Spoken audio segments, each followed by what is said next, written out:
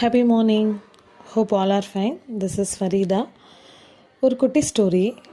ஒரு கார்டனர் இருக்கார். அவருக்கு நல்ல ஒரு பெரிய கார்டன் இருக்குது. அங்கே வைக்கிற எல்லா செடி கொடிகள் மரங்கள் எல்லாமே செம்மையாக வளருது. அது ரொம்ப பியூட்டிஃபுல்லாக இருக்குது, ரொம்ப அமேசிங்காக இருக்குது. அப்போ அங்கே நடந்து ஒரு வழிப்போக்கர் அந்த கார்டனர்கிட்ட கேட்குறாங்க, எப்படி உங்கள் கார்டனில் மட்டும் எல்லா செடியும் ரொம்ப நல்லா வளருது, அதோட சீக்ரெட் என்ன அப்படின்னு கேட்குறாங்க.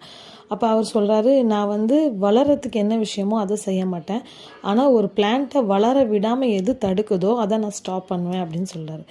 ஸோ இதே மாதிரி தான் நம்மளோட லைஃப்பில் நம்மளோட கார்டனர் யாருன்னா காட்.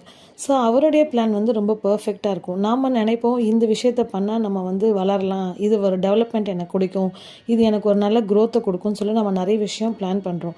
அது சக்ஸஸ் ஆகாமல் போகும்போது நம்ம ரொம்ப டிப்ரெஸ்டாக ஃபீல் பண்ணுறோம்.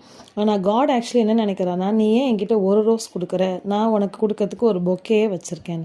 So trust in God, believe him. That's 1 minute. See you tomorrow.